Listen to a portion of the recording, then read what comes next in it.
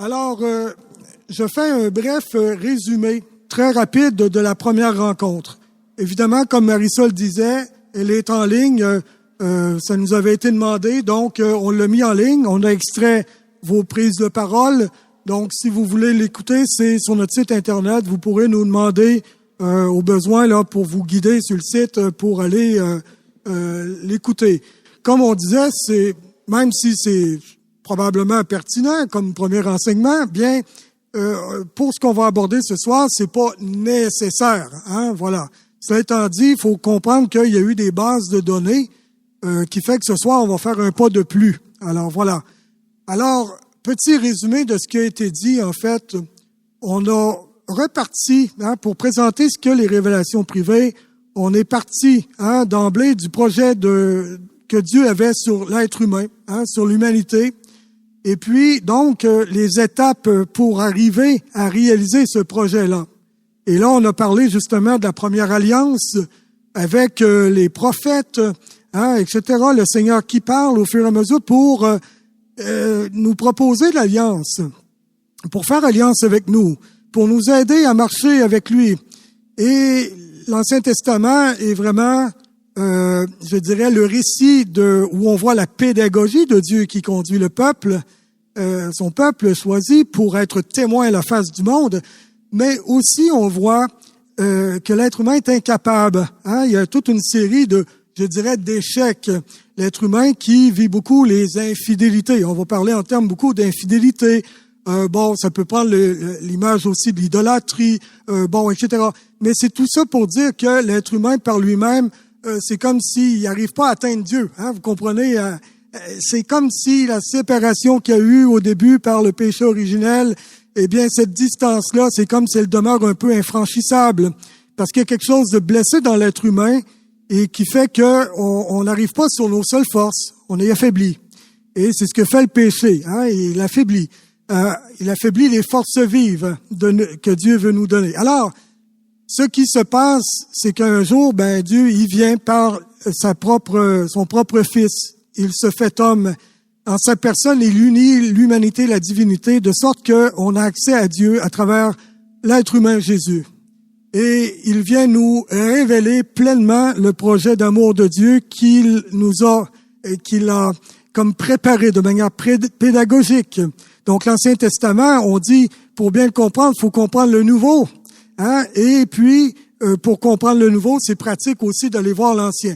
On voit que Dieu a de la suite dans les idées, et puis, il nous conduit à une plénitude, une révélation, mais pas juste une révélation conceptuelle, mais vraiment à la réalisation du moyen par lequel on pourrait être à nouveau unis à Dieu et par lequel il allait nous conférer ce qu'on appelle la divinité, nous diviniser. On devient divin, fils et filles de Dieu dans le baptême par la grâce de Dieu. Nous ne le sommes pas par notre nature, contrairement à ce que pourrait penser le New Age. Alors, voilà. Donc, Dieu nous adopte, adoption filiale, fait de nous ses fils et filles, nous partage la vie divine en nous, et puis nous transforme en son alliance, en l'alliance nouvelle éternelle en Jésus. Et cette alliance-là, les nouvelles éternelles, il n'y en aura pas d'autres. Et ce qu'on a dit la dernière fois, c'est que ça constitue vraiment le point culminant, la révélation officielle, publique, officielle, pour tous les temps. Alors ça veut dire que Dieu nous a tout dit en son verbe. Il est venu se dire lui-même. Évidemment, en nous parlant à des êtres humains, avec le langage humain. Mais il nous a donné son esprit pour qu'on puisse comprendre sa parole. Voilà. Alors l'esprit vient nous faire entrer dans la révélation de Dieu par Jésus. Mais la révélation officielle, ça correspond donc à ce que Jésus est venu dire avec aussi tout ce qui est valable dans l'Ancien Testament. Donc, on dit, la révélation officielle, c'est quoi?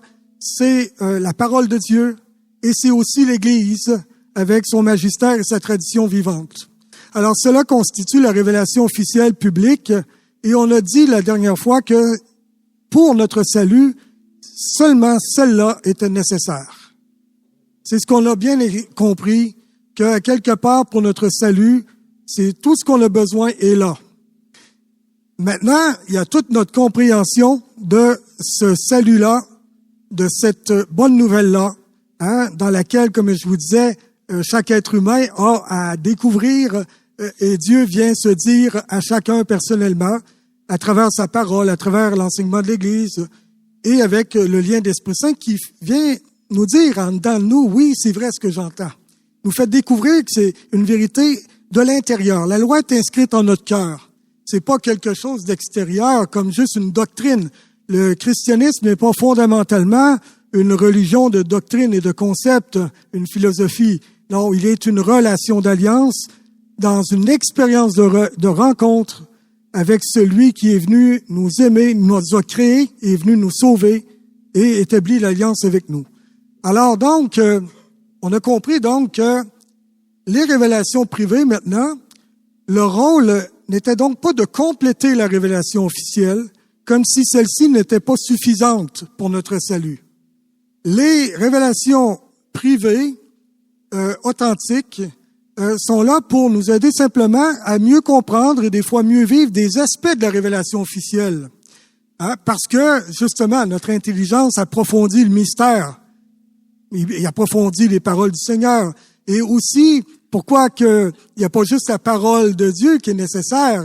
Pourquoi l'Église? C'est que il y a des réalités de chaque époque aussi, pour laquelle notre Seigneur a des choses à dire.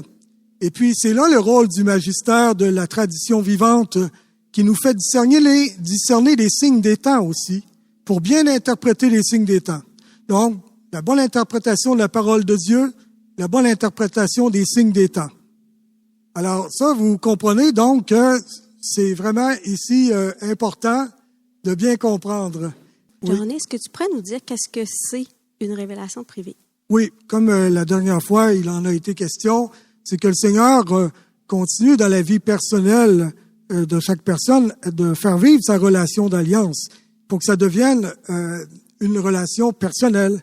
Et au cœur de cette relation-là, Dieu vient se manifester, des fois de manière particulière, pour justement nous aider à mieux comprendre un mystère de sa personne, de sa vie, pour mieux le vivre. Et parfois, de ces révélations-là peuvent servir justement au bien des croyants. Quand l'Église dit oui, c'est correct, oui, ça peut être bien, alors là, on peut s'en servir comme un outil pour aider dans le cheminement. Mais vous comprenez que la révélation privée n'est pas nécessaire pour le salut. Elle peut être une aide, mais elle n'est pas nécessaire. Vous comprenez l'idée? Bon, alors, tout simplement. Alors ça, c'est important de le comprendre. Puis ça, c'est quand c'est des révélations authentiques, tout simplement. Et là, il y a tout un travail de discernement que l'Église fait pour en vérifier la valeur. Et puis, là, on a parlé la dernière fois un peu de toutes sortes de nuances que dans le fond, dans l'évaluation de l'Église, il y a plusieurs choses qu'on vérifie. Il y a plusieurs choses qu'on vérifie. Il y a ce qu'on appelle le contenu doctrinal. Qu'est-ce qui est dit? C'est quoi le contenu? Est-ce que ça va avec la révélation officielle? Il y a aussi, évidemment, tous les aspects moraux de la personne qui vit la révélation et de ceux qui sont avec la personne.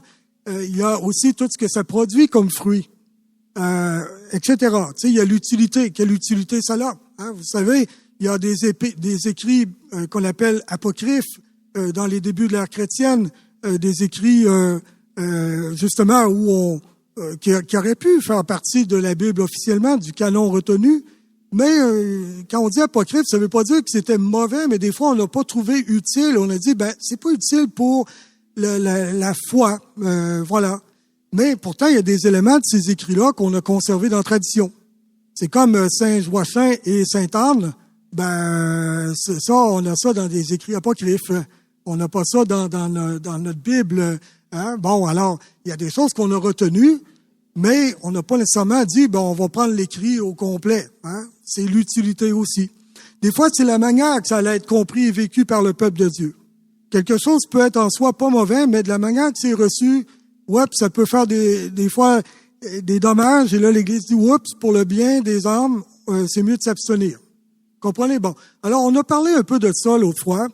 On a dit un peu le processus d'évaluation maintenant de l'Église avec les nouvelles normes du dicaster pour la doctrine de la foi, les nouvelles normes pour le discernement, justement, des phénomènes présumés, là, OK? Vision et révélation, ces choses-là. Alors, on vient justement, l'Église, mettre à jour. Et la raison est simple, c'est qu'on a compris la dernière fois que, étant dans l'ère de la communication instantanée mondiale, eh bien, un phénomène qui des fois se produisait dans une localité même isolée, c'est plus isolé et ça se retrouve rapidement sur Internet et ça fait le tour de la planète, tant et si bien que le besoin des fidèles pour dire qu'est-ce qu'on doit penser de cet écrit-là, de cette prophétie-là, de cette révélation-là, comment s'y repérer, eh bien là, l'Église se rend compte que là, il faut donner rapidement des choses, des clés de lecture pour aider, des balises. Et donc, si on attend, comme ça se faisait avant, que le phénomène soit terminé et de reconnaître ce qu'on appelle le caractère surnaturel ou non du phénomène, ça prenait longtemps. Et on attendait à la fin d'un phénomène. Et pendant ce temps-là, pourtant, il y a un peuple de Dieu qui est là, qui a besoin, lui, d'être accompagné. Alors, c'est pour ça, à un moment donné, qu'on a dit, on va réviser les normes. On va plus vivre ça en tant que hostie surnaturel ou non.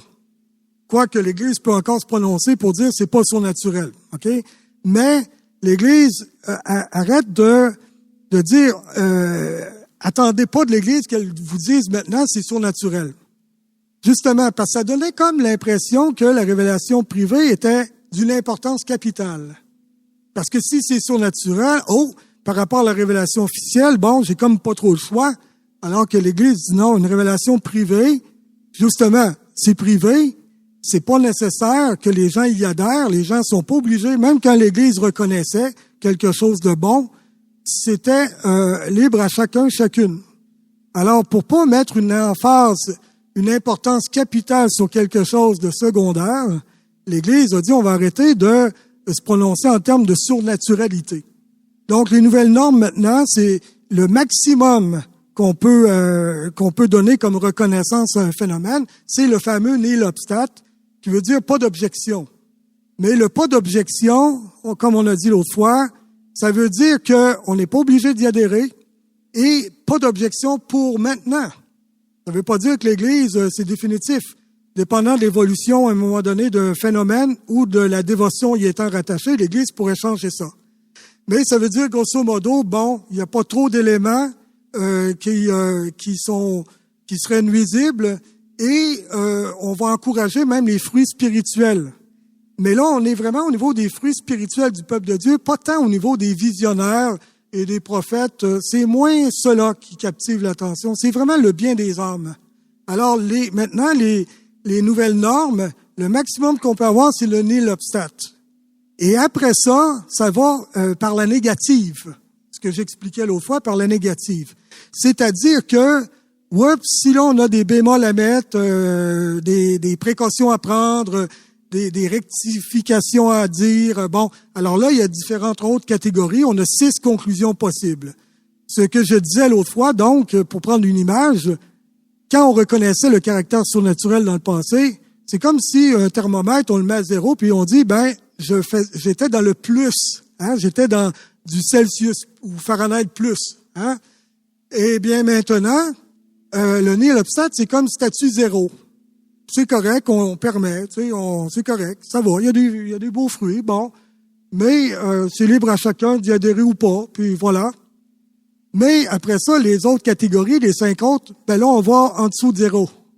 Jusqu'au 0 absolu dans le cosmos, qui est à moins 273 degrés, qui est, c'est pas surnaturel, évitez ça, mes amis.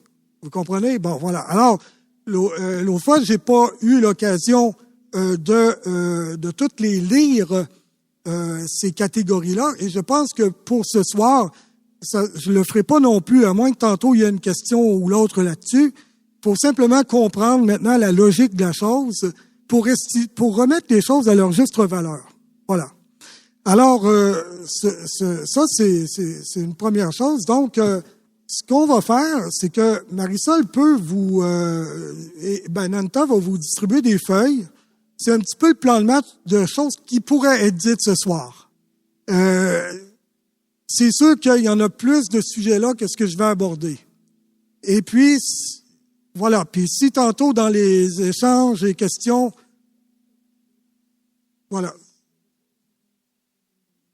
Voilà. Si tantôt il y a des questions, tout ça, puis que la feuille, ça vous inspire quelque chose, vous pourrez demander. Une révélation privée, comme j'ai dit, c'est le Seigneur qui se révèle à une personne en particulier sur une expérience, dans une expérience spirituelle, que ce soit une vision, une locution intérieure, une inspiration, une apparition, et cela dans le but d'aider le cheminement spirituel. Bon, et si ça peut profiter justement à plus qu'une personne, eh bien, des fois, ça va être appelé à être davantage connu que juste la personne. Mais ça reste quand même ce qu'on appelle une révélation privée, qui n'a pas le statut de révélation publique. Vous comprenez, ça va? Donc, la mission de l'Église, c'est pas d'enseigner ces révélations privées-là. Alors, voilà. Donc, les nouveaux critères, les nouvelles 6 conclusions, permet à l'Église de pouvoir rapidement accompagner le peuple de Dieu lorsqu'il y a un phénomène, sans même dire il est surnaturel ou pas. Et on regarde les fruits. Puis à Medjugorje, exemple, c'est ce qui vient de se passer. L'Église ne dit pas que c'est surnaturel. Elle ne reconnaît pas que c'est surnaturel. Elle ne se prononce pas sur les apparitions elles-mêmes, ni sur l'aspect surnaturel des voyants. Elle se prononce sur les fruits spirituels vécus là-bas dans le peuple de Dieu. Et force est de constater qu'il y a des beaux fruits. On prie dévotion mariale, le rapprochement avec le sacrement du pardon, l'Eucharistie, on prie pour le salut des âmes, c'est beaucoup la conversion. Alors voyez-vous, dans le peuple de Dieu, il y a des beaux fruits. Alors on dit, on reconnaît ça, c'est pour ça qu'on donne un nihil obstat.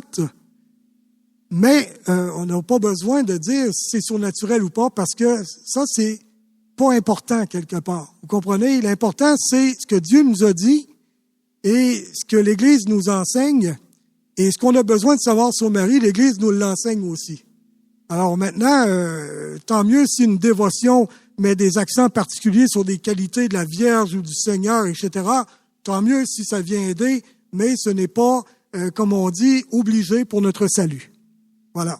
Alors, pour ce qui est des critères de discernement de l'Église, là, je rentre un petit peu dans du contenu rapide, mais mon but ce soir, c'est d'aborder certains écueils qu'on voit actuellement. La dernière fois, on a parlé en général, on a parlé de l'utilité des révélations privées, aussi de relativiser leur importance.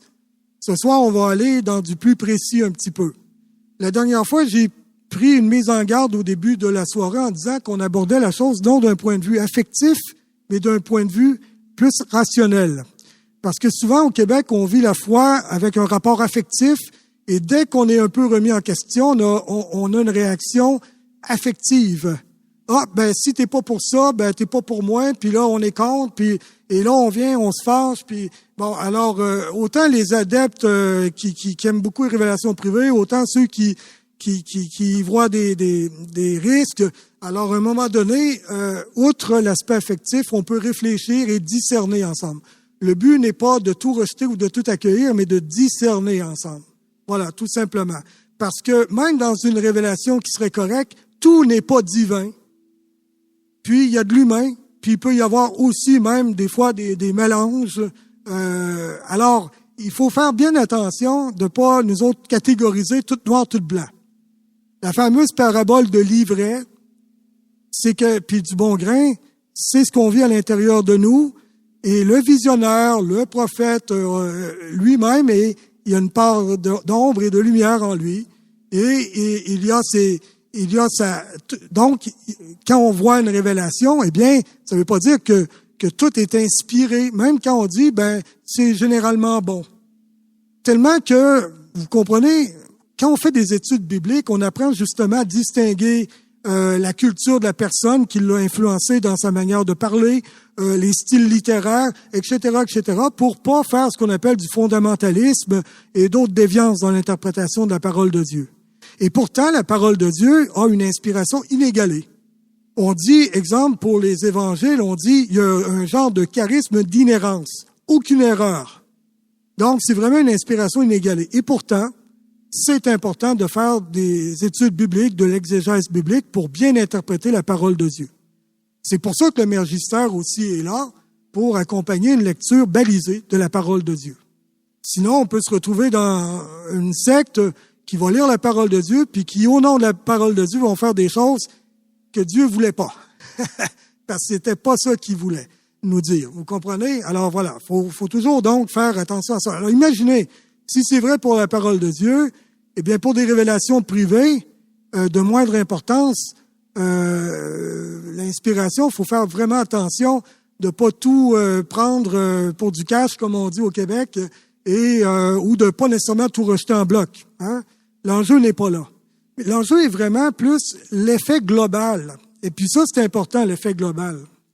Et l'Église, à un moment donné, c'est pas qu'elle veut être rabat-joie et dire à quelqu'un qui aime les révélations privées, eh bien, t'es pas correct. Non, c'est pas ça l'idée. C'est de dire, je t'aime et pour ton bien, je dois te dire que amour et vérité se rencontrent. L'Église a le devoir d'enseigner, de gouverner, de diriger, de sanctifier. Et si quelque chose peut être nuisible pour le peuple de Dieu, bien l'Église elle a le devoir de le mettre en relief. Non pas pour parler contre un ou l'autre, non pas pour faire comme si l'Église écoute pas les signes des temps puis est pas inspirée. Non, c'est pas ça. L'Église voit plus loin que les visionnaires. Je vais vous dire une chose ici. Dieu a remis le mystère des clés à l'Église et le côté hiérarchique, ça l'emporte sur le côté charismatique des prophètes, visionnaires, etc. Jésus a dit à ses apôtres et a donné les grâces pour de discerner, rejeter, d'éprouver les esprits, hein, Saint Paul. Tout ce que tu liras sur la terre sera délié aux cieux. Tout ce que tu liras sera lié. Oui, en lien avec le sacrement du pardon, mais aussi en lien avec, c'est les clés du royaume. Donc, autrement dit, tout ce qui va faciliter, qui va aider le salut du peuple de Dieu et tout ce qui pourrait nuire. Et bien, depuis 2000 ans, c'est ce que l'Église fait. Ça ne veut pas dire que l'Église composée d'êtres humains va faire un cheminement no fault, comme on pourrait dire, sans faute. Des fois, il y a eu des fois des périodes où ça a pris du temps avant des fois de comprendre des choses, etc. Mais Dieu finit toujours par arriver à ce qu'il veut. Donc, l'Église, c'est la voie sûre.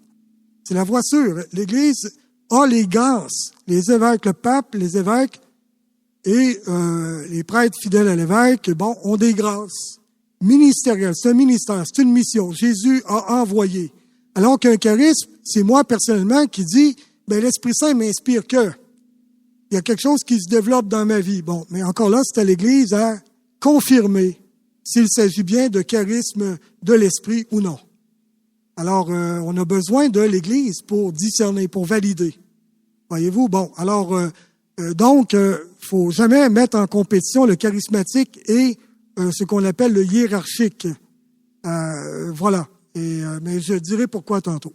Alors, l'Église, quand elle discerne, elle regarde l'orthodoxie doctrinale.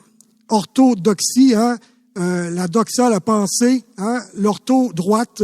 Donc, est-ce que c'est une pensée droite? Est-ce que ça correspond à l'enseignement de la révélation officielle? Ou est-ce qu'il y a des éléments qui vont à l'encontre de la révélation officielle?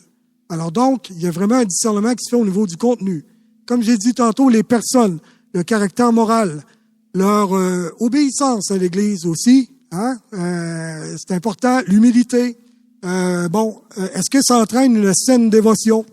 Les fruits dans la vie spirituelle de la personne et aussi des adeptes.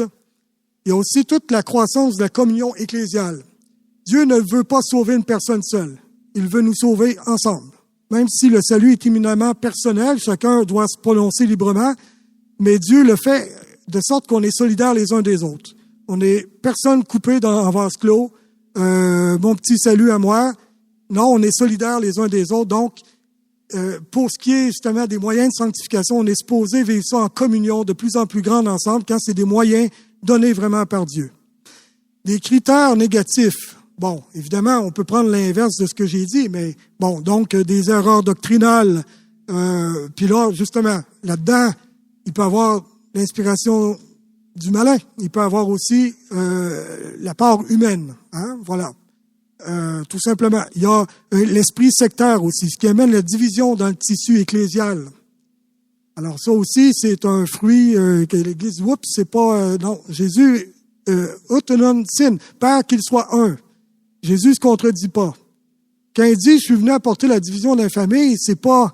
c'est plus pour ceux qui adhèrent à la révélation Jésus comme principe de salut versus ceux qui adhèrent pas. Des fois, ça peut faire qu'on marche pas tout à fait dans les mêmes mentalités. Ça peut créer des fois qu'il n'y a pas une communion pleine entre nous, même dans une même famille. Ça veut pas dire que là, on se rejette, puis hey, si toi, tu n'adhères pas au Christ, je te rejette. Non.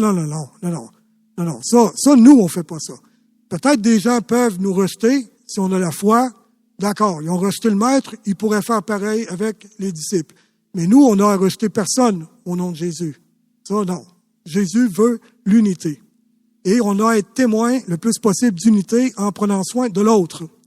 Voilà, tout simplement. Alors, parce que l'autre, il est mon frère, il est ma sœur en Jésus, même si des fois il ne le sait pas. C'est un enfant de Dieu. Dieu a donné sa vie pour lui. Il vaut la vie de Dieu. Il vaut sa vie donnée, son sang versé, son corps partagé. Donc, moi, je dois le considérer comme tel. Voilà. Maintenant, il y a des relations, des fois, que la proximité concrète est plus difficile. Aimer ne veut pas dire de s'exposer non plus. Vous comprenez? Il y a des fois qu'il y a des problématiques. Qu'est-ce que tu veux? Ça prend 2 personnes pour faire un cheminement, hein, ensemble relationnel. S'il y a une part qui n'est pas là, des fois, c'est bien dur de ramer tout seul. Hein, voilà. Ou des fois, les 2 rament pas dans le même sens. Bon, ben, qu'est-ce que tu veux? Voilà. Alors, des fois, la miséricorde, c'est de faire vérité. Puis des fois, quand c'est pas possible on peut s'aimer, mais des fois, ça veut pas dire qu'on va devenir les meilleurs amis du monde. Voilà. Mais donc, mais cela n'est pas l'esprit sectaire. Cela n'est pas l'esprit sectaire. Parce qu'on recherche toujours la communion. On recherche toujours la communion. Puis, on souffre des rejets qu'on peut vivre. Et puis, là, faut les confier, faut confier ça au Seigneur au fur et à mesure. Voilà. Alors, je continue. Il y a aussi tous les aspects immoraux aussi. Hein? Donc, ce qu'on appelle la morale et les mœurs. Hein? Alors, des fois, il y a des aspects immoraux. Il y a aussi ce qu'on appelle les tendances psychiques du voyant, de la voyante, du visionnaire, bon, peu importe, du prophète, de la prophète présumée. Des fois, on voit des désordres psychologiques. Il va y avoir des fois, exemple, du narcissisme. Et ces gens-là vont être des grands séducteurs, mais tout rapporter à eux. On voit ça aussi, plutôt que rapporter au Christ. Hein? Moi, je suis rien. Je t'appelle à diminuer pour que le Christ grandisse. Hein? C'est bon, voilà. Alors, justement, mais il y a des fois, les tendances psychiques, la personne va se mettre beaucoup de l'avant et ça devient un culte de la personnalité comme fruit. Eh bien, ça, c'est pas ce que le Seigneur veut. Il y en a un qui a été mis en relief, c'est Jésus. Voilà. Et puis, lui, ce qu'il met en valeur, mais qui s'élève sera abaissé, qui s'abaisse sera élevé. Quand il veut élever comme exemple un saint, une sainte, c'est pas le saint et la sainte qui s'est élevé par lui-même. Non, il a été souvent un témoignage d'humilité, et c'est l'Église qui reconnaît ensuite la sainteté de la personne qui dit, ben tiens, c'est une icône de l'œuvre de Dieu. On peut le proposer en exemple. Bon, mais c'est toujours Jésus, Dieu, qui est à l'arrière de cela. Comprenez, la personne est reflet de Dieu. Elle n'est pas reflet d'elle-même. Elle est reflet de Dieu. Elle laisse suffisamment transparaître Dieu dans sa vie pour qu'on reconnaisse là, il y a quelque chose de plus grand que la personne et qui fait aucun doute.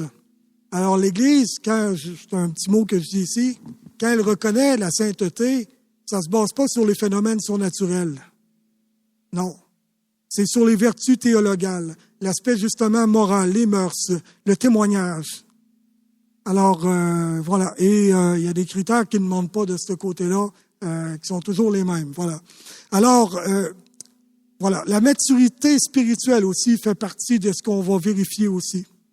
Parce qu'il y a des choses qui nous tiennent captifs dans une immaturité spirituelle. La maturité spirituelle consiste à se donner, à donner sa vie, à se vider nous-mêmes, de nous-mêmes, sortir de nous-mêmes, comme l'a fait Jésus. Aimer jusqu'au don de sa vie. Cela, c'est suivre le Dieu pour répondre amour pour amour. le don de soi. C'est pas du magasinage, c'est pas de la consommation pour jouir de Dieu. Mais il y a des fois qu'on se sert des révélations privées pour nourrir un goût frénétique de nouveauté, de sensationnalisme, etc. Et ça garde dans une immaturité spirituelle.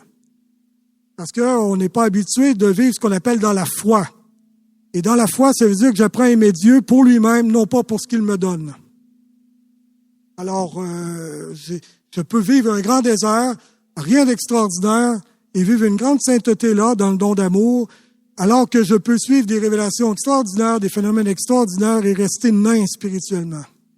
Parce que j'apprends pas à me sortir de moi-même et à aimer et à donner ma vie. Et à croire en Dieu au-delà de tout, au-delà de la croix.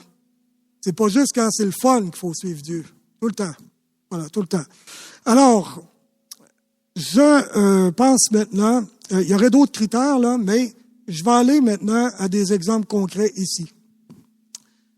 Des critères de discernement pour des besoins actuels. Là, peut-être, ça répondra à certains besoins. Si ça touche à des sensibilités, mon but, c'est pas ça, OK? Fait que, au pire, on s'en reparle après parce que, voilà. Un premier critère, il est simple. Quand la révélation privée prend plus d'importance que la révélation officielle, il y a un problème. Tout de suite, que les lumières rouges s'allument. Et là, tantôt, on a dit que la révélation privée dit quelque chose contraire à la révélation officielle. Hein? Ça, on l'a dit tantôt. Mais là, on dit, si ça prend plus de place que la révélation officielle, problème. On a été dans un groupe à un certain moment. On a été invité à un moment donné dans un groupe et c'était en lien avec le mouvement sacerdotal marial. Pourtant, il y a comme, c'est une association de fidèles. L'Église n'interdit pas. Mais des fois, dans la manière de se vivre, c'est pas toujours sain. Alors, mais en soi, prier pour les prêtres, c'est super. Faire le chapelet, la messe pour les prêtres, super, tout super. Arrive un moment dans la soirée où on nous demande, parce qu'on était là, on assistait, je sais même pas si on avait fait le chant, si on avait été demandé pour ça, je sais pas. Et à un moment donné, là, on nous demande vient comme le temps où là, tout le monde devient frénétique. On sent ça dans l'Assemblée.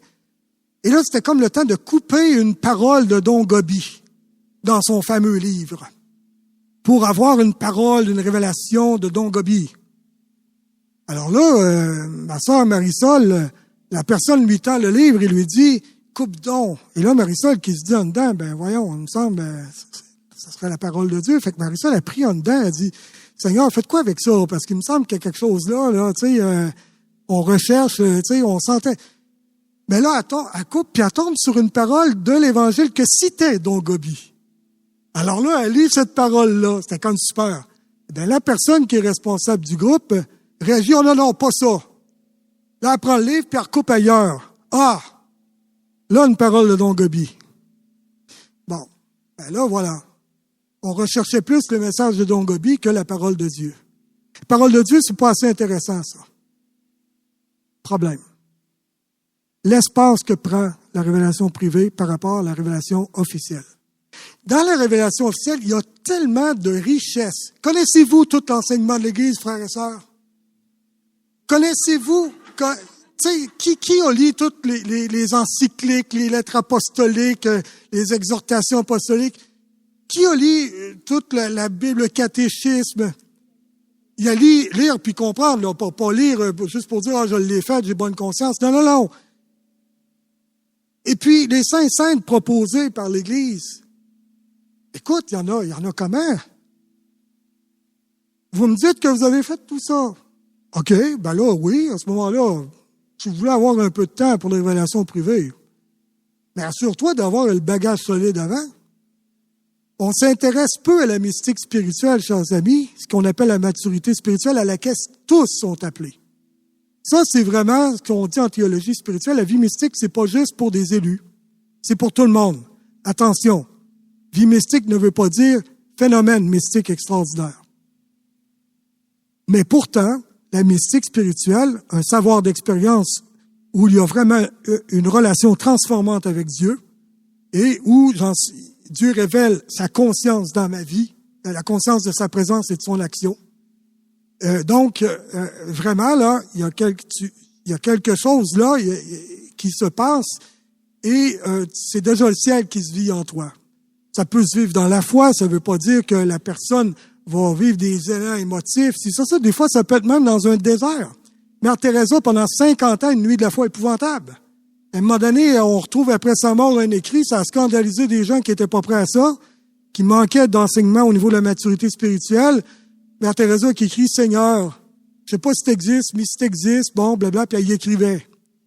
Ben, nous autres, dans le cours, avec Thérèse Nadeau-Lacour, en théologie spirituelle, nous autres, on tripait d'écouter ça, alors que d'autres étaient scandalisés dans le cours. Ils étaient scandalisés. Ben, voyons, Mère Teresa, mais ça se peut pas. Une scène comme elle. Ben oui. Bienvenue. Bienvenue dans le sceau de la foi pure. Dire oui à Dieu, même si je sens plus rien, même si je comprends plus rien, même si même mon âme est triste en en mourir, que cette coupe s'éloigne de moi. Ouais, mais tu dis-tu ton amène quand même? Non pas ma volonté, mais la tienne, Seigneur. Ô Dieu qui semble m'avoir abandonné sur la croix, Père, pourquoi m'as-tu abandonné? Entre tes mains, je remets mon esprit. Acte de foi ultime, pourtant dépassé complètement dans l'humanité. Jésus l'a vécu pour nous. Il a vécu les conséquences de notre séparation avec Dieu. Parce que parfaitement homme, alors que lui est parfaitement uni à Dieu en tant que divin, mais pour le vivre pour nous. Voilà. Alors, je continue. Saint Jean de la Croix. C'est important de dire que Saint Jean de la Croix disait notamment, puis on dit pourtant c'est un saint mystique, puis qui aide dans le cheminement spirituel, hein, la montée du Carmel, et puis la vie dans l'esprit, puis bon, lui avec Thérèse d'Avila, c'est bon, et d'autres, là, mais des grands saints du Carmel, spiritualité carmélitaine, une spiritualité d'union à Dieu, unitive, et aussi d'une habitation à Dieu qui vient nous habiter en nous.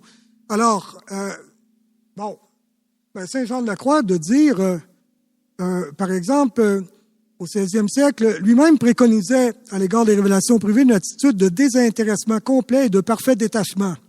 Pour lui, le désir des dons divins et la complaisance qu'on y prend constituent un obstacle majeur à l'union avec Dieu qui ne se réalise que dans la foi pure. Son opinion est sans équivoque. Il est nécessaire de ne pas admettre les révélations particulières quand elles se manifestent, mais au contraire, leur résister comme à des dangereuses tentations. Oh boy!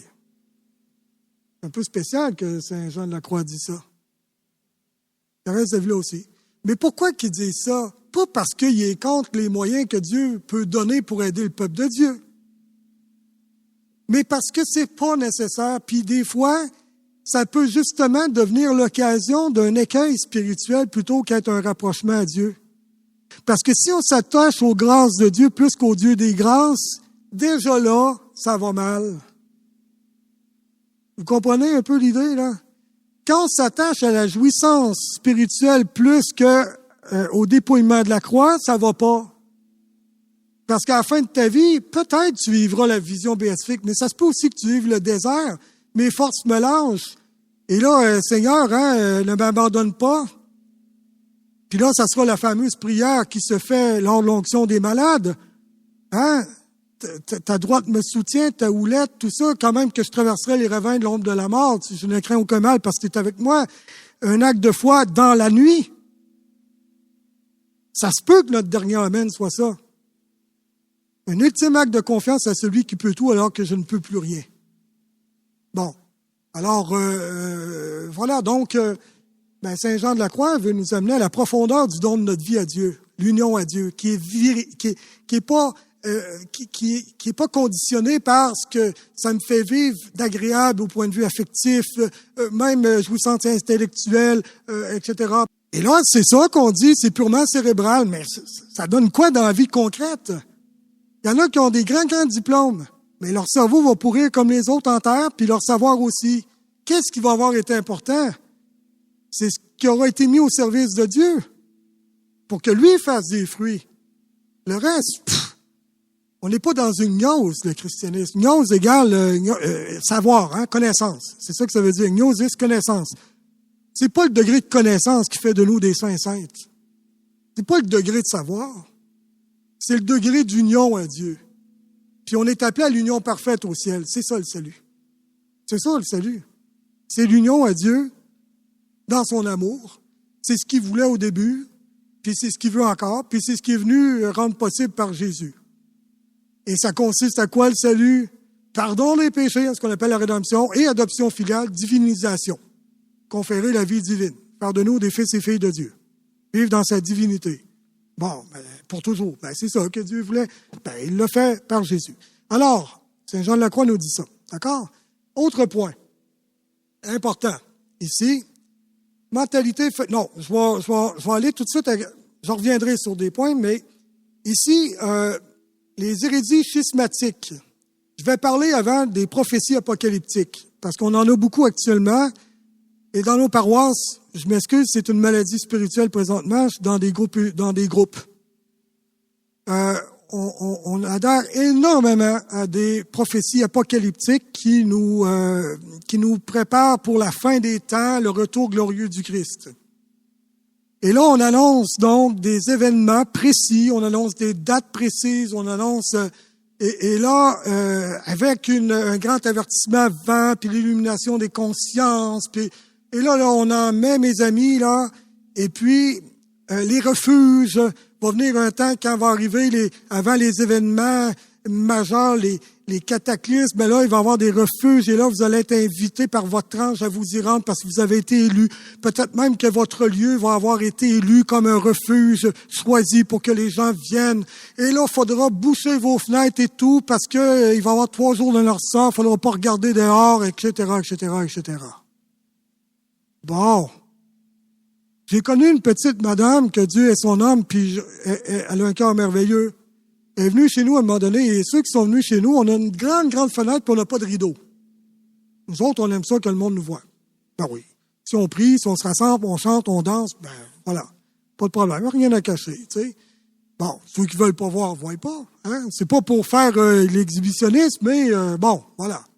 Alors, toujours est-il qu'à un moment donné, elle vient chez nous, puis elle dit « Hey, vous avez pas peur, vous autres, quand va arriver les 3 jours de la noirceur? Hey, la grande vitre, là, puis vous allez être exposés, il faut boucher ça. » Bon, on ne l'a pas bouché, elle est décédée. Puis, la fenêtre n'est pas bouchée. On ne l'a pas bouchée.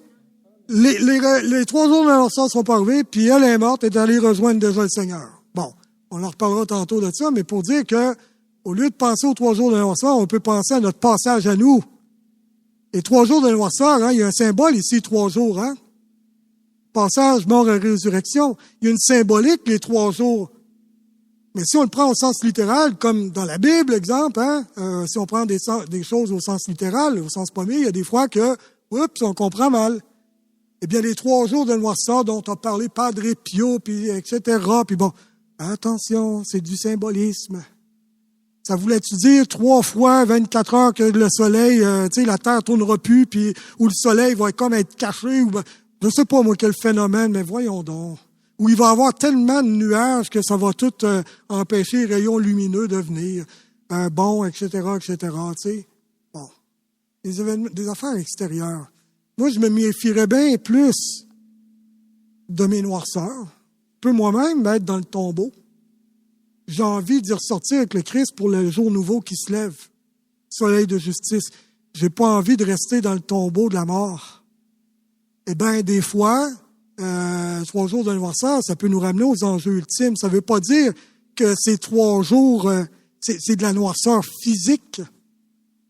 Ça peut être les ténèbres de notre âme.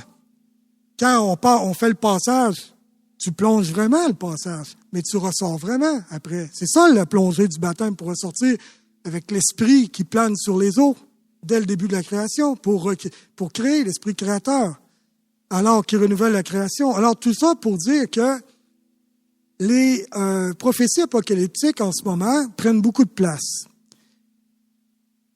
Beaucoup de problèmes reliés à ça. Premièrement, on met le focus sur la fin des temps, le retour glorieux du Christ. Même si le retour glorieux du Christ est souhaitable, on l'appelle à la messe. À chaque messe, on l'appelle. Dans la Bible, on voit Maranatha. Hein? Viens, Seigneur Jésus. Hein? On voit ça dans l'Apocalypse. Donc oui, on appelle son retour pour que vienne s'établir de manière visible se réaliser ce que l'invisible, ce qui est dans l'invisible, que se réalise pleinement sur la terre, nouveaux cieux, nouvelle terre. Donc ça, oui, c'est désirable. Mais depuis 2000 ans, l'être humain, les chrétiens attendent ça. Mais c'était un problème même au temps de Saint Paul. Pourtant, eux autres pensaient que ça allait arriver de leur vivant. Mais c'était un problème parce que les gens ne vivaient plus en fonction du cheminement quotidien, dans le humble quotidien de leur vie. Ils vivaient tout en fonction de cet événement-là grandiose extérieur. Alors là, ça ne travaillait plus, ça ne prenait plus leur responsabilité. C'était comme une désincarnation de leur vie, de leur cheminement. Alors Saint Paul les a invités, il leur a donné un truc. Faites donc chaque jour comme si c'était le dernier. C'est tout. Puis à un moment donné, lors de la dernière adoration, on a fait ça justement là-dessus, parce que c'était la parole d'être veilleur. Puis cette parole-là, justement, garder nos lampes allumées, est souvent interprétée comme attendre le retour du Christ. Ben oui. Sauf que mes amis, il est bien plus probable que toi, tu ailles rejoindre le Christ à ta mort avant que lui revienne dans sa gloire. Et ça, c'est une certitude que tu as. Le plus jeune d'entre nous ici, t'as quel âge? 24 ans. Mettons que tu vis vieille, là, tu sais, là, puis que tu sais, il y a une femme actuellement, elle a 116 ans. 116 moins 24, vite, vite, vite, les mathématiques. Hein? Vite, vite, c'est là que... Hein? Bon. Alors, 92, bon, peu importe. Alors, dis-toi de quoi? Dis-toi de quoi? Tu es sûr de rencontrer la rencontre ultime du Seigneur d'ici à 92 ans, 90 ans, mettons. Ça, c'est sûr. Ça, je peux en faire la prophétie. Et je sais que je ne suis pas un faux prophète en disant ça. Non, ça, c'est sûr. On va tous y passer. Saint Paul dit, oui, tous ne mourront pas, mais tous seront transformés en un instant, parce que quand va revenir le Christ, il y aura, j'espère, des gens encore un peu vivants pour l'accueillir, hein, puis que, bon, ils seront transformés. Mais attendons pas ça. Ça, c'est pas sûr que ça va arriver de ton vivant. Il n'y a rien de moins sûr, même. Depuis 2000 ans, il y en a qui n'arrêtent pas de l'annoncer. À telle date, ça va arriver, dans tant d'années, si ça. Ils sont tous morts, puis c'est pas arrivé. Alors, si tu veux miser ta foi sur quelque chose de sûr, prépare-toi donc à ta rencontre ultime à toi. Oui, la rencontre ultime va venir à coup sûr. Et si tu te prépares à ça, à chaque jour comme si c'était le dernier, ben, admettons que le Christ revient dans sa gloire, tu seras prêt, tu seras prête. Mais arrête d'attendre des événements grandioses extérieurs. Ça détourne ton attention de la sanctification quotidienne aujourd'hui, dans le petit humble de ta vie, que c'est pas des phénomènes extraordinaires, des cataclysmes, puis c'est pas là des grandes illuminations de conscience mondiale, puis non. Fais ton examen de conscience à tous les soirs, comme l'Église le dit. Apprends à ce que ta conscience soit éclairée à tous les jours. Apprends à vivre en lumière à tous les jours, de sorte que quand tu arriveras dans la lumière pleine, tu ne seras pas trop surpris de ce que tu vas y voir. L'amour ferait transparaître ce qui manque d'amour. C'est ça le jugement final. Particulier sur nous-mêmes. C'est à l'amour qu'on est jugé. Mais juger, c'est quoi? C'est, va voir la différence entre l'amour duquel tu es appelé puis celui auquel tu as répondu. Puis ça se peut que toi, tu te sentes pas tout propre, tout plein, correct pour vivre la communion parfaite avec Dieu. Ben là, c'est pour ça que Dieu, il dit par miséricorde, il va avoir la purification spirituelle qui est le purgatoire. Mais le purgatoire, c'est pas une chambre de punition. Tu sais, t'as le salut qui est déjà commencé, t'es mieux qu'ici-bas. Mais la souffrance dont on parle, c'est la souffrance d'amour. Parce que là, t'es conscient. Pleinement, tu vois ta finalité bienheureuse à laquelle t'es appelé, la communion parfaite. Tu le sais. Tout est en lumière. Tu es juste pas encore capable d'y communier pleinement. Cette souffrance d'amour-là, c'est le désir qui est comme inassouvi. Mais t'es déjà mieux qu'ici-bas. T'es déjà dans le salut commencé. C'est ça le purgatoire. Le purgatoire n'est pas une salle d'attente. Il est la conséquence de ton oui dans l'amour de Dieu, de te laisser sauver. Le blasphème contre l'esprit qui refait ce que Satan fait, c'est de refuser en pleine connaissance de cause Dieu. Le blasphème contre l'esprit qui ne peut pas être pardonné, c'est de refuser le pardon de Dieu. Le salut de Dieu. Mais Dieu donnera suffisamment de lumière pour que ton refus soit en conscience, vraiment. Il n'y a pas de damnation accidentelle. Et la damnation, l'Église le dit bien, c'est une auto-exclusion. Dieu n'envoie personne en enfer. Voilà. Alors donc, quand on sait ça, ben moi, si je me prépare tous les jours à vivre dans l'amour, de plus en plus, à faire des choix dans l'amour, des choix en fonction de la finalité, de dire, j'ai peut-être pas 20 ans avant de moi. Moi, tous les jours, je regarde la rubrique nécrologique, puis je trouve ça incroyable. Les gens plus jeunes que moi, là, puis en masse, puis plus qu'on vieillit, plus que c'est le cas, on voit des amis partir, on voit tout. C'est comme ça, puis depuis 2000 ans, c'est comme ça, puis avant, puis voilà. La réalité, c'est ça. Mais la bonne nouvelle, c'est que tu n'es pas faite pour rester dans la mort. Pas la mort qui est le dernier mot. Mais est-ce que vivre avec la conscience de notre propre finalité est important?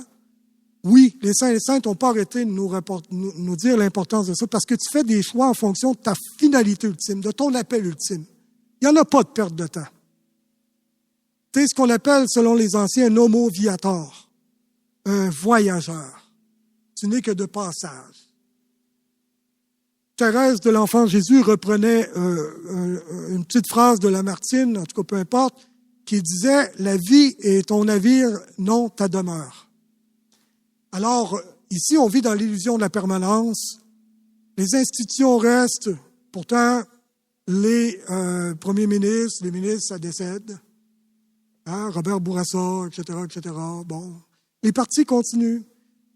Les employés au Costco continuent. Pourtant, il y en a qui sont décédés, mais Costco continue. Fait qu'on a l'impression qu'il y a une permanence, qu'il y a une continuité, mais c'est pas vrai. On est tout le temps de passage. Tout le monde est de passage. Vous souvenez-vous des gens il y a 200 ans? Non. Dans 200 ans, est-ce qu'on va se souvenir de vous? Peut-être pas. Alors, l'enjeu est vraiment tout miser maintenant. Attends pas quelque chose d'extérieur et de grandiose. Maintenant, le choix pour la vie éternelle, maintenant, dans le petit quotidien qui est à ta proximité là. Et le refuge, quelle illusion. Ah, tu vas être en sécurité dans le refuge. Tu ne seras pas en sécurité du péché.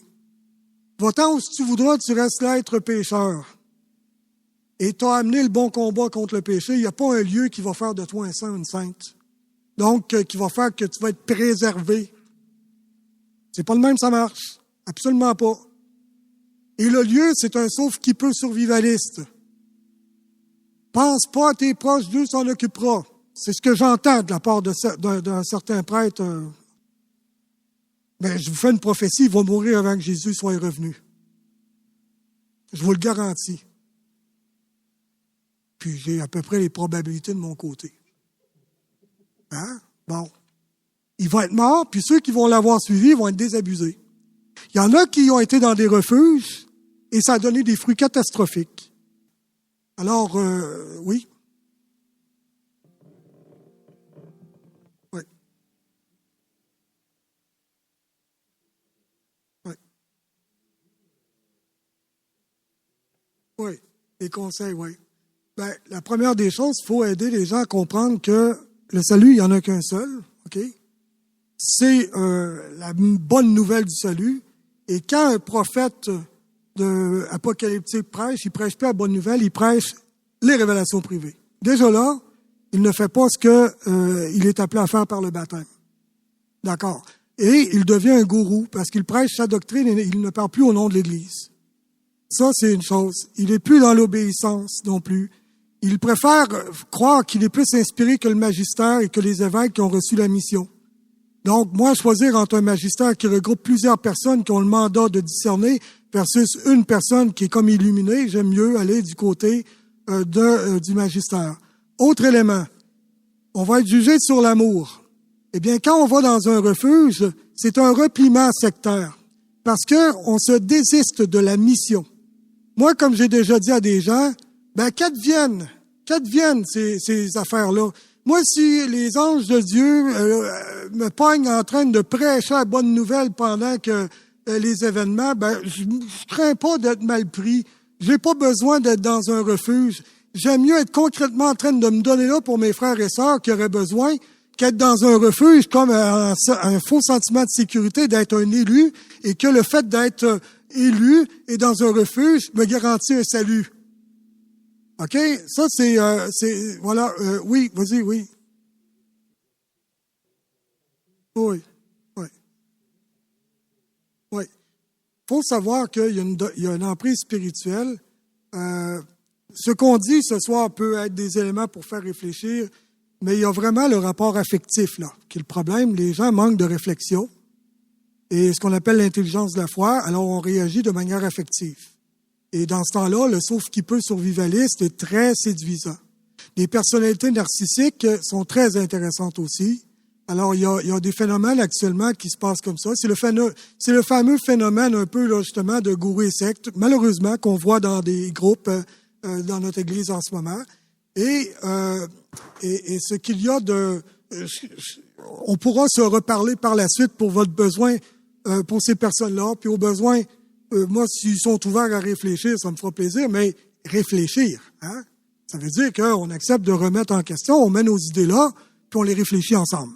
Elles n'appartiennent pas à moi, les idées, ni à toi. Elles sont là, puis ensemble, on les réfléchit. Voilà. Ça serait une attitude... s'ils sont prêts à ça, moi, ça me fera plaisir. Parce que j'ai... Ben voilà. Oui. Oui. Merci. Très pertinent. Et vous savez, je dirais, l'image du mal qui prend différentes formes au cours de l'histoire, il y en a eu des génocides, il y a eu toutes sortes d'affaires. Alors, ça ne veut pas dire qu'on doit banaliser. Justement, on doit prendre très au sérieux et mener le bon combat, mais justement, pas démissionner, missionner en faveur du bien. Parce que des fois, le mal, on y est coupable par péché d'omission parce qu'on ne fait pas le bien qu'on serait appelé à faire quand il y a une situation d'injustice.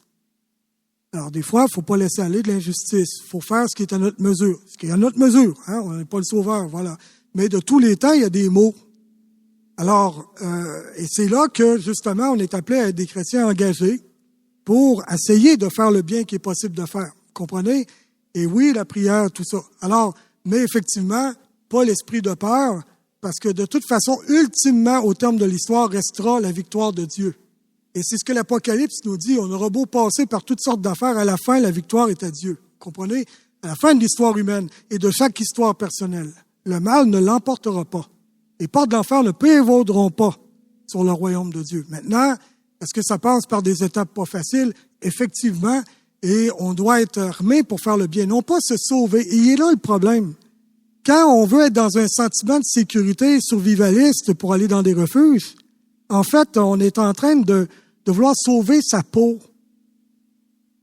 plutôt que de rester au cœur de la mission, même dans le monde, même quand c'est pas facile. L'Église en sortie, ça veut surtout pas dire un repli identitaire dans un entre nous élus. C'est être solidaire de toute l'humanité qui souffre et être là jusqu'à la fin, comme on peut pour se donner jusqu'au bout.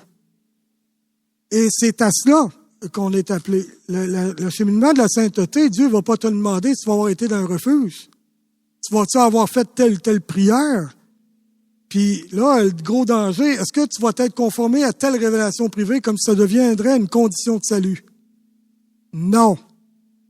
Ce n'est pas de Jésus, ça. La condition de salut, c'est la révélation officielle. T'accueilles-tu le salut offert par Jésus? La bonne nouvelle restera jusqu'à la fin. Même quand il y aura des événements, s'il y en a, peu importe. T'es à quelque part qu'il y a un tremblement de terre, aide des gens.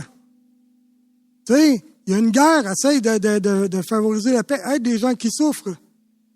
Prie pour que le bien arrive.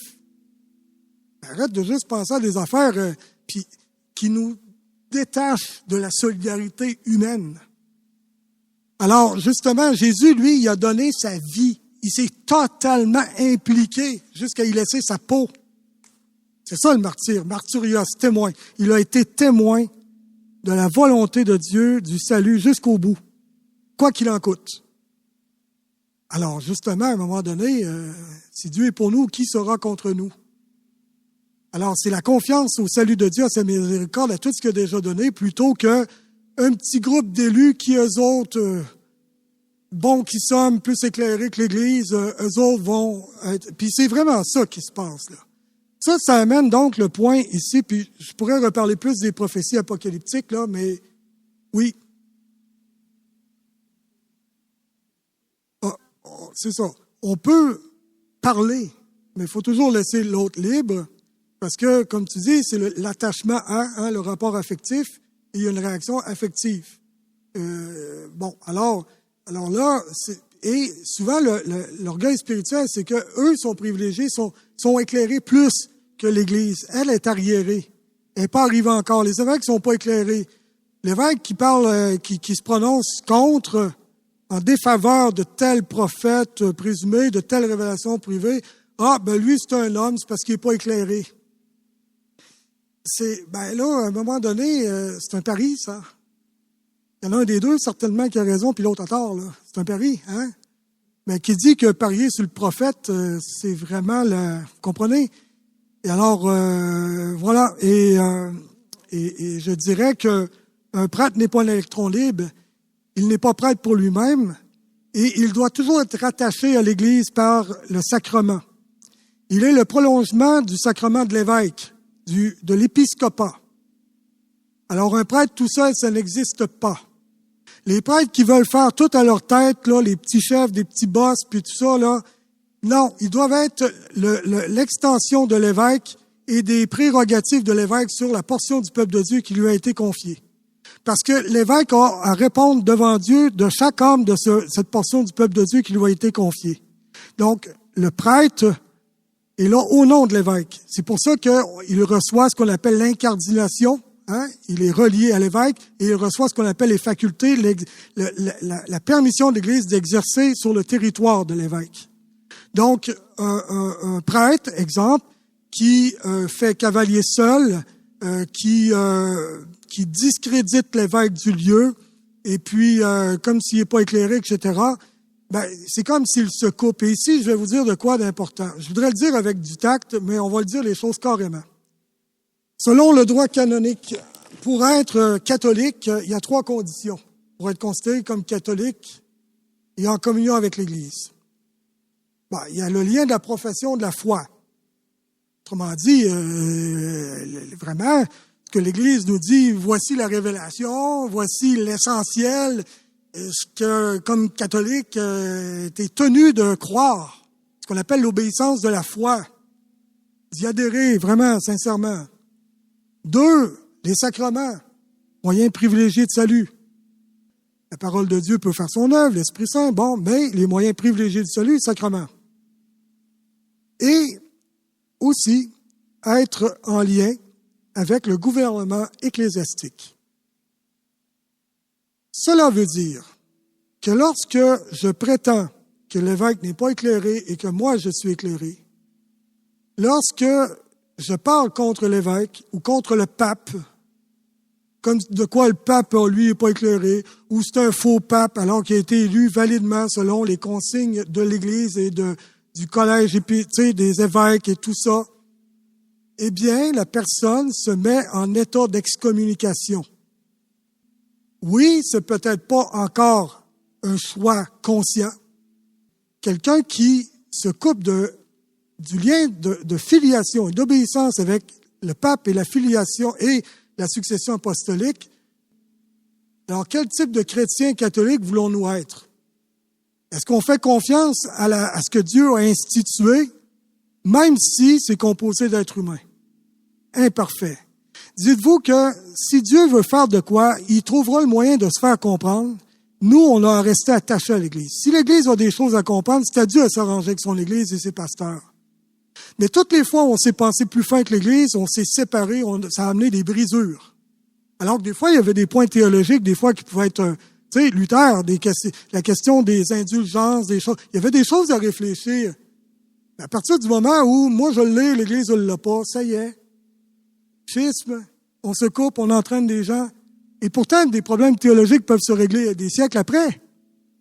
Si on était resté là, il n'y aurait pas eu de coupure, puis l'Église serait arrivée à certaines choses. Là. Je ne dis pas que Luther avait raison sur tout, mais vraiment pas. Mais quand on est meilleur que le pape, comme on dit, plus catholique que le pape, on se sépare et ça amène des brisures.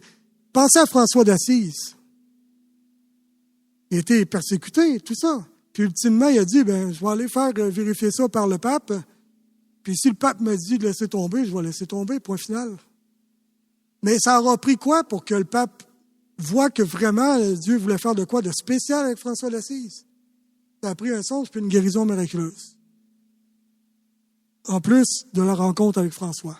C'est à Dieu à légitimer ces prophètes. C'est pas à eux à se légitimer. D'accord? Alors ça, c'est important, ça, de le comprendre.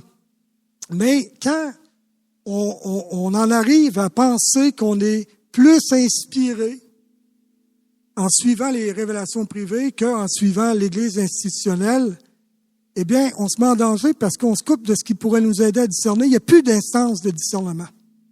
Il n'y en a plus. C'est comme la ligne droite avec Dieu. Il n'y a plus de médiation. Il n'y a plus la communauté pour m'aider à me ramener, à contre-vérifier les choses. Quand Saint Paul dit « éprouver les esprits », j'aime ça me faire éprouver, pas nécessairement, mais c'est un exercice nécessaire. Parce que je peux m'illusionner. Et tous les saints et saintes mystiques authentiques dans l'Église ont toujours eu les deux piliers que voici, l'humilité et l'obéissance. L'humilité, c'est de se défier de soi parce qu'on sait qu'on n'est rien sans Dieu et qu'on est bien capable comme être humain entaché par le péché de s'illusionner ou de l'être par le malin et de ne pas en savoir la différence. L'obéissance, parce que j'ai à me désapproprier des grâces particulières qui m'est données, même si elles m'étaient données vraiment par Dieu, j'ai à m'en désapproprier de toute façon parce qu'elles ne m'appartiennent pas. Elles appartiennent à Dieu et s'il veut que l'Église en fasse de quoi, moi j'ai dit à l'Église, c'est mon rôle, c'est tout. Le reste, que l'Église fasse son discernement. C'est pas moi le magistère, pas moi l'évêque. Oui, je finis avec un dernier point, mais celle-là, écoutez, pour nos milieux paroissiaux en particulier qui peuvent rencontrer ça, c'est ce qu'on appelle un purisme liturgique. Il y a certaines révélations qui actuellement, OK, c'est mon... Là, vous voyez, je suis obligé de faire le deuil de certains points, là. En tout cas, c'est pour dire que ce sujet-là, on pourra en dire beaucoup. On pourra en dire beaucoup, puis même les points abordés, j'ai à peine effleuré, là. OK? Je me suis pris plein de notes, mais bon. Le purisme liturgique. Il y a des gens, actuellement, qui ont certaines révélations que la manière de vivre la liturgie et la liturgie elle-même devient tout un enjeu extraordinaire. Tant et si bien que si on fait pas comme les révélations privées disent, on est en état de péché. OK? Et ça, on voit ça actuellement. Que ce soit la messe en latin, des traditionalistes qui veulent la messe en latin. J'ai des petites nouvelles pour eux autres. Jésus n'a jamais parlé le latin. Jésus a parlé l'araméen et a célébré aussi dans la langue officielle juive de la religion, l'hébreu. Et dans l'Empire romain, à l'époque, c'était le grec. Alors, attention, on pourrait dire, tant qu'à ça, toi, en latin, tu respectes pas le Seigneur. Parce que lui n'a pas célébré en latin. Alors voilà, Dieu veut se faire comprendre. C'est le propre de la révélation. C'est pour atteindre tout le monde, l'universalité. Alors, une langue universelle peut servir, ça servait à cela. L'utilité d'avoir une seule langue, la langue officielle de l'Église. D'ailleurs, l'Église l'utilise encore dans ses documents. Mais pourquoi les langues vernaculaires, les langues des peuples, c'est pour se faire tout à tous. Parce que Dieu s'incarne dans les cultures. C'est pas un Dieu abstrait que il se fout de ce qu'on peut vivre concrètement. Il veut nous rejoindre là où on est. Alors, parler le langage de l'être humain à l'être humain, à telle époque, à telle région, merci Seigneur d'avoir cet amour-là, de proximité. Ensuite, je termine, s'il vous plaît, juste là-dessus, la communion sur la langue versus les mains. Premièrement, du point de vue anthropologique, je ne sais pas pourquoi la langue serait moins impure que les mains. Comme disait Monseigneur La Liberté, il dit, mon Dieu, des fois on pêche pas mal plus avec la bouche qu'avec avec la langue qu'avec les mains. Alors, est-ce que c'est plus pur de communier sur la langue que les mains? Non. L'important, c'est pas la partie du corps, c'est ta disposition intérieure. L'impureté se vit de l'intérieur pour rejaillir l'extérieur. C'est pas de l'extérieur que vient l'impureté de Jésus, c'est ce qui émane du cœur. Voilà, ça émerge des questions, je suis bien content. Alors ça, c'est une chose. Qu'il y ait un souci qu'il n'y a pas de communion sacrilège et qu'on voulait donner la communion sur la langue pour éviter que des gens repartent avec. Ça, je peux comprendre cette préoccupation-là, mais dites-vous que la majorité des gens qui viennent à l'Église recevoir l'Eucharistie, c'est pas eux qui vont faire des messes noires, là. OK? Puis s'ils veulent s'en procurer, C'est pas le fait de la communion sur la langue ou pas qui va changer de quoi. L'Église donne assez facilement la communion des malades dans la custode, en faisant confiance, mais le Seigneur, c'est le Seigneur qui s'est remis à l'humanité en faisant confiance. Il a été tué pour ça. Est-ce que l'Eucharistie peut être bafouée? Est-ce qu'il peut y avoir des sacrilèges? Oui, prions pour cela. Prions pour les personnes, leur conversion. Prions pour la réparation des blasphèmes faits à l'Eucharistie. Mais attention de mettre un moyen comme une fin en soi et de juger le moyen différent. Parce que ceux qui prétendent que la communion sur la langue, puis là, le Seigneur est fâché parce que là, c'est dans la main, ils se mettent à juger par un acte extérieur, alors que c'est l'intériorité qui compte. Et finalement, au niveau de la liturgie, il y a la pensée magique. La liturgie est un langage, mais l'importance des réalités qui sont signifiées, elles, sont plus importantes. Et pensons justement à la manière que l'Eucharistie est célébrée. Là, il y en a qui vont dire, faut que ça soit dos au peuple, puis sinon, là, ça marche pas. Comme c'est un repas de fête. Ben oui, c'est un repas de fête, je m'excuse de vous le dire. Oui, on célébrait le Seder, on célébrait la Pâque, on célébrait les hauts faits de Dieu en faisant mémoire des merveilles de Dieu, les mirabilia Dei de la première alliance. Jésus a inscrit la plus grande la merveille de Dieu qu'il allait faire par le don de sa vie au sein même de ce mémorial-là. Pour la nouvelle alliance, parce qu'on célébrait la première alliance avec le don de la loi sur le mont Sinaï. Eh bien là, c'est Jésus qui vient inscrire sa loi en nos cœurs. Alors justement, et Jésus, est-ce qu'il a il a fait célébrer d'eau au peuple? Non. C'était au sein du repas juif, le Seder pascal. Et il y a donc toute une importance de comprendre l'enracinement judéo-chrétien ici. Pour comprendre que c'est pas un manque de respect, c'est vraiment de rentrer dans une dimension où est-ce que le Seigneur se fait nourriture.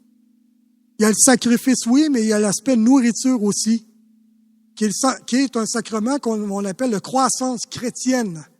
C'est pas des parfaits qui sont appelés à la communion, c'est des gens qui sont appelés à le devenir par les moyens privilégiés de la grâce de Dieu qu'il nous donne dans les sacrements, dont l'Eucharistie et le sacrement du pardon.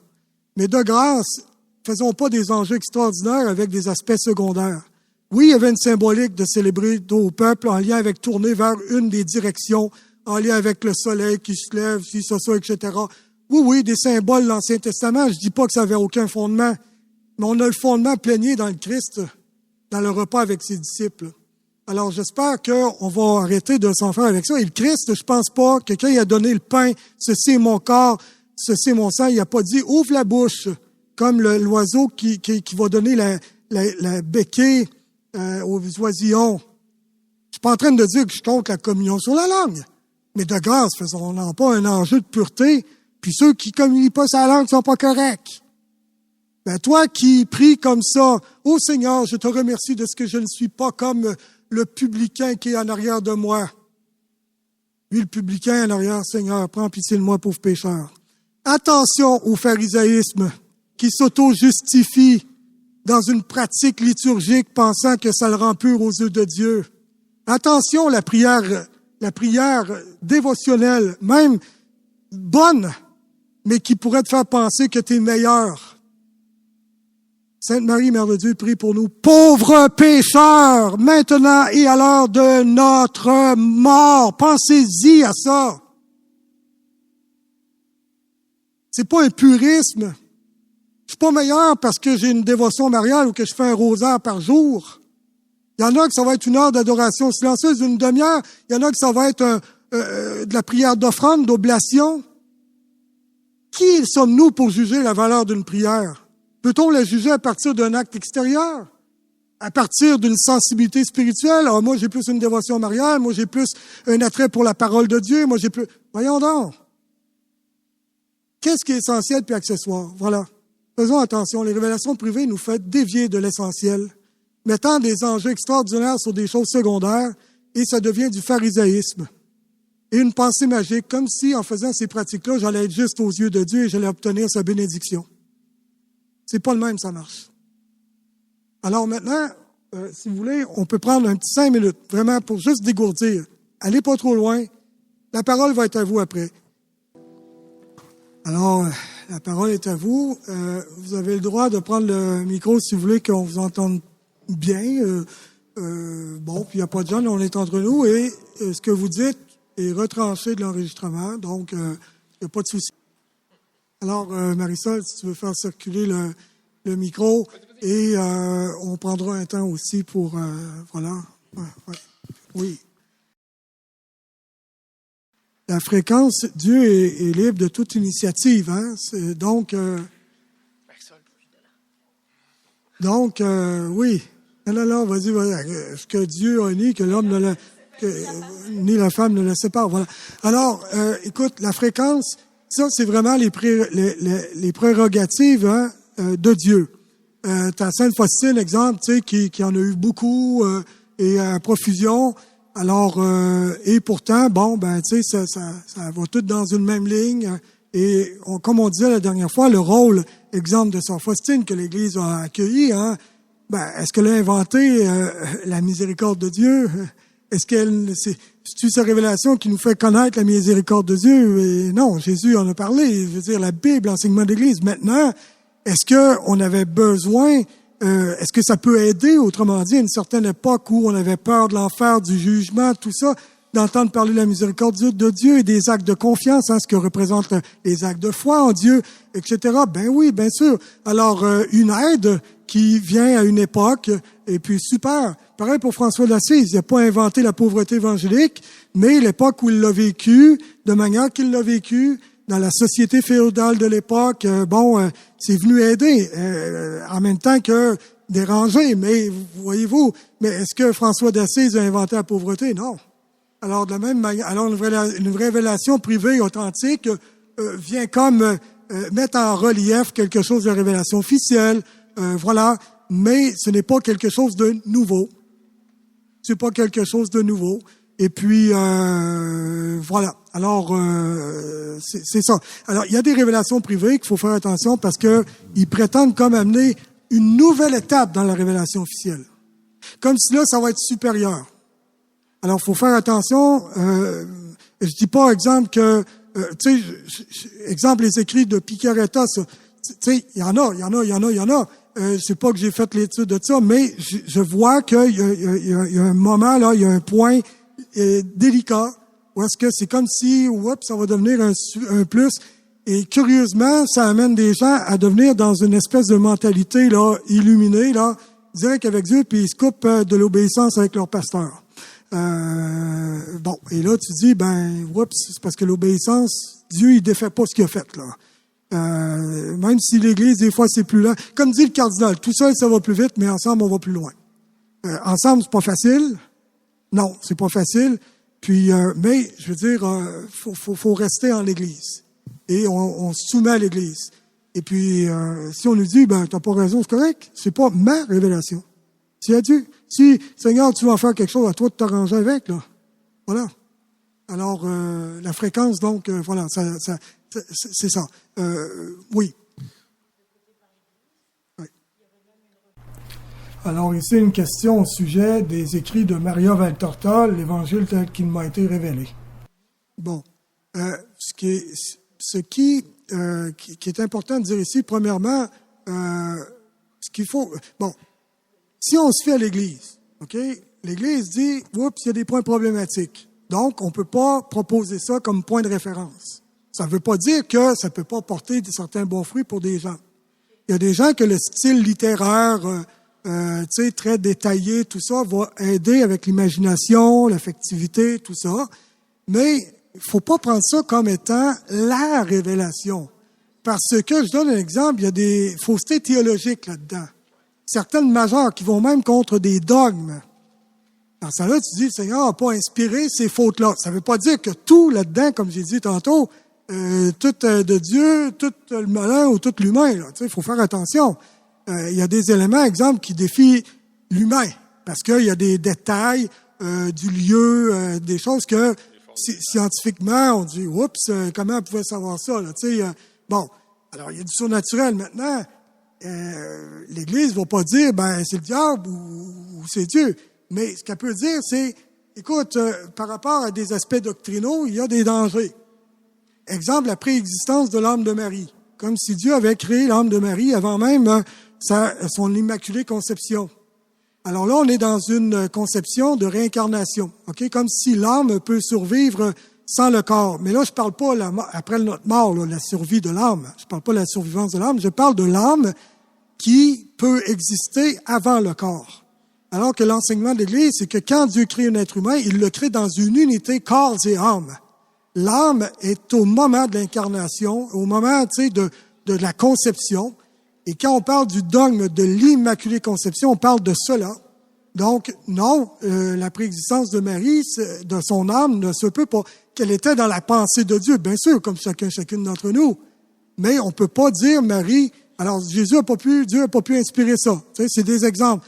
Alors, quelqu'un qui lit ça, puis qui va pas se fier là-dessus pour sa propre formation doctrinale, bon, puis que, tu sais, ça peut avoir certains bienfaits dévotionnels. C'est pour ça que l'Église, d'ailleurs, abolit l'index, parce qu'elle respecte la conscience des gens. Avant, on les infantilisait.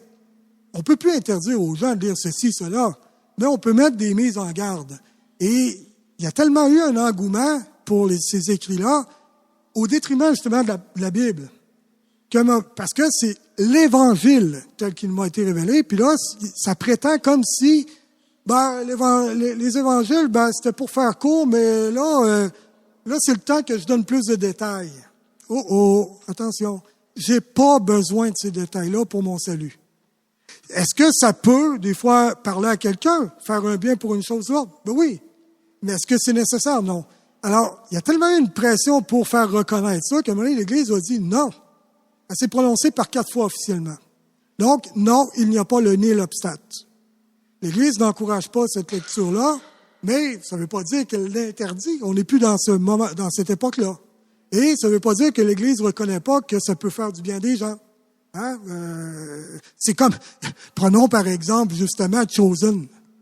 La correspondance avec les écrits bibliques, parce que j'ai fait des études bibliques, puis il y a beaucoup de différences. Il y a beaucoup de liberté artistique, tout ça. Mais est-ce que ça peut élever l'âme? Est-ce que ça peut nous faire vivre une dévotion, un sentiment religieux? Est-ce que ça peut... Ben oui. Alors, pas de souci pour un bien que ça peut faire. Mais on le situe comme, non pas comme étant, c'est la vie de Jésus, puis là, c'est vraiment l'Église qui nous dit ce que c'est. Ben non, on le prend pas comme ça, tu sais. Hein, vous comprenez un peu c'est ça, c'est le degré d'importance. Alors voilà pour Maria Valtorta. Et ce qu'il faut savoir, c'est que quand elle a donné ça, c'était tout pêle-mêle. OK? C'était tout pêle-mêle. Alors, il y a eu tout un travail de reconstitution pour arriver à remettre ça dans un ordre, non seulement chronologique, mais littéraire aussi, pour que ça soit moins la confusion. Alors, il y a ça aussi que l'Église dit, en tout cas, tu sais, ça se peut qu'elle ait eu des choses, mais à un moment donné, comment je dirais ça, tu sais, ça peut être fastidieux pour s'y retrouver. Alors, l'idée, c'est que quelqu'un qui lit pas beaucoup, l'Évangile va lui être accessible. L'Évangile de Marc en particulier est très, très court. Tu sais, pas beaucoup de détails, va à l'essentiel, mais qu'est-ce que ça suscite comme foi, comme enseignement de la foi? C'est ça qui compte, hein. Alors voilà, alors faut aller vers avoir certainement quelque chose de solide. Moi, j'aime mieux quelqu'un qui lit Valtorta que des romans Harlequin, exemple, hein, évidemment. Mais est-ce que c'est nécessaire de lire Valtorta? Non. Et on devrait pas en faire la promotion. Parce que, justement, faisons la promotion de la parole de Dieu. Si on en met de quoi en valeur, c'est ça. Si on dit, moi, j'ai une expérience positive avec Maria Valtorta, je peux en témoigner personnellement. Mais ce qu'on a comme chrétienne à proposer, c'est ce que l'Église nous dit, mettez ça de l'avant. Comme moyen, ça, c'est sûr. Voilà. Alors, maintenant, quelqu'un peut lire, puis il sera pas comme, sensible à certains aspects, exemple doctrinal, puis tout ça, puis ça fera pas de... Voilà. OK? J'espère que c'est correct, parce que je sais que c'est un écrit qui... même mon confrère Patrick, dans ses débuts de conversion, ça a eu beaucoup de place pour lui. Puis quand c'est connu au début, il me citait des passages. Jésus a dit ça. J'étais là, ben, tu prends ça où? J'ai jamais lu ça. Ah, la Maria Valtorta. J'ai dit, attends un peu. J'ai dit, comme évangélisateur, là, on va pas donner du Valtorta. On va me donner la Bible. Si tu veux qu'on en parle entre nous, on peut même se partager un passage ou l'autre, mais publiquement, ben, ce qu'on va donner, c'est la Bible. Ça, le monde connaît ça, puis ils sont appelés à connaître ça. Voilà. Ça va. Voilà. Mais oui, ça a eu un effet pour Patrick. Mais il est venu une étape supérieure à un moment donné où la parole de Dieu a pris plus de valeur. Je prends la peine de le mentionner parce que je ne l'ai pas lu une fois, je l'ai lu 2 fois entièrement. Ça fait 20 volumes. Et puis, j'ai trouvé ça très utile. Très utile. À un moment donné aussi, oui, c'est vrai, il faut que ça laisse la place à la révélation officielle. Ça ne peut pas prendre la place de la parole de Dieu. J'ai eu connaissance, j'ai tenu dans mes mains un ouvrage qui a été fait par rapport à Maria Valtorta. C'est comme un index de mots-thèmes sur à peu près tout puis n'importe quoi. C'est vraiment énorme. Le voyage, la pensée, les relations, l'argent. Imaginez tout ce que vous voulez. Et puis, il y avait la référence dans cet index-là, à quel endroit on trouve ce qui est mentionné de la part de Jésus dans Maria Valtorta. Alors, c'est une espèce de dictionnaire de guidance qui nous aide à conduire notre vie à partir de Maria Valtorta. Et puis là, ben, ça commence à être intense pas mal, là. C'est très beau, Maria Valtorta, j'ai pas de problème avec ça. Je vois les limites que ça a, mais c'est une magnifique œuvre. Mais là, à un moment donné, c'est parce que là, il faut que ça aille un bout, là. Ça reste à sa place. C'est correct. C'est pas de problème que les gens aiment ça. Moi, ça aucun problème. À sa place. Ah, j'avais plus le temps, là. Alors, c'est ça. Mais sachons ici, tu sais, que il y a des balises générales pour la sûreté du peuple de Dieu, puis il y a chaque expérience personnelle, comprenez? Et là, il y a un discernement à faire à chaque personne aussi, son rapport à telle dévotion ou à telle révélation, tout ça. Alors là, c'est sûr qu'ici, tu sais, on donne les grandes balises, mais on n'est pas en train d'être l'accompagnateur spirituel d'une personne ou l'autre, là, vous comprenez? Voilà, oui.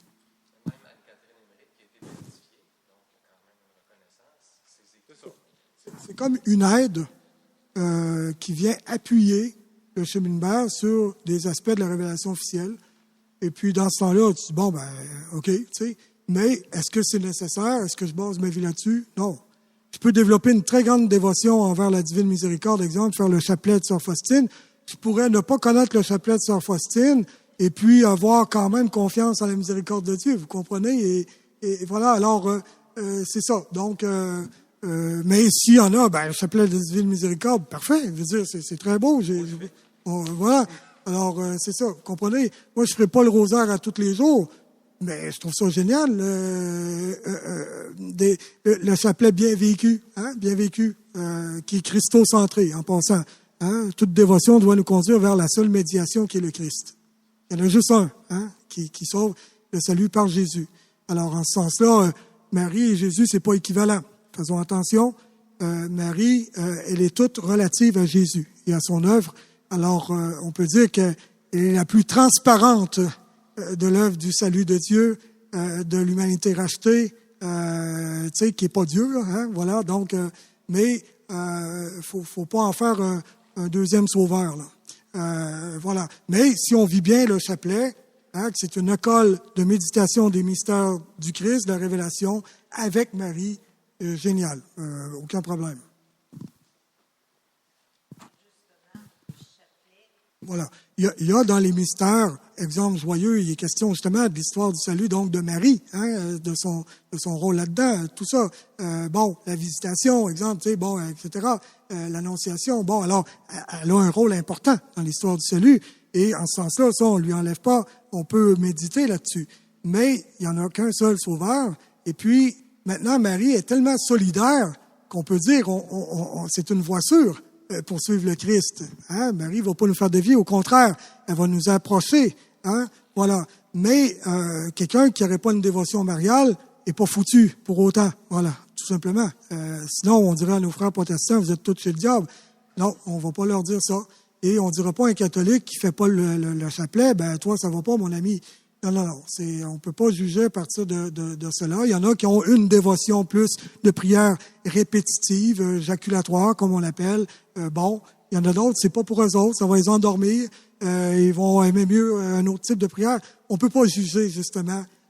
C'est l'âme en communication avec Dieu. Et le motif de la prière qui compte. Hein? Si c'est pour le salut des âmes, comme demande beaucoup Marie, eh bien là, ça plaît centré sur le Christ, offert pour le salut des âmes. Voilà, là, on rentre dans quelque chose, vous comprenez? Parce que Marie veut enfanter dans le corps mystique, veut enfanter le Christ à travers chacune de nous, hein? Pour qu'on puisse dire avec saint Paul, ce n'est plus moi qui vis, mais le Christ qui vit en moi. Voilà. Alors oui, c'est très bien ce que tu dis. J'abonde dans ce sens que, tu vois, il n'y a pas une figure de sainteté, il y a autant de figures de sainteté que de personnes uniques. Et il y en a qui sont plus intellectuels, hein, saint Thomas d'Aquin, bon. Il y en a que non, puis c'est pas ça qui fait la sainteté, comme on disait, c'est pas le degré de savoir. Puis il y en a qui, simplement dans une simplicité, les grâces de la sainteté sont déployées. Puis ça me fait penser, dans le fond, ce que tu dis à Thérèse d'Enfant Jésus, qui justement, elle-même au Carmel, puis elle trouvait que les maîtres spirituels proposés, Thérèse d'Avila, Jean de la Croix, puis etc., elle disait, mon Dieu, c'est ben trop haut pour moi, je serai jamais capable. Puis bon, fait qu'elle, c'est pour ça qu'elle a écrit sur la petite voix. Puis de quoi de très simple, très accessible. Fait que quand on lit son livre, l'histoire d'une âme, on voit bien que on n'est pas tous dans le même registre en termes de développement, mettons. Mais pourtant, l'essentiel, l'important est là et est dit. Et puis, écoute, Thérèse de l'Enfant Jésus, patronne des missions alors qu'elle n'a jamais sorti du Carmel, c'est spécial, c'est beau. Alors, effectivement, voilà. Puis, sachez une chose, hein, Thomas d'Aquin, tu sais qu'on disait, dans le fond, des fois, ce que les gens disent, ça, saint Thomas d'Aquin, on dit pourtant c'est un docteur angélique, le plus grand théologien de l'Église.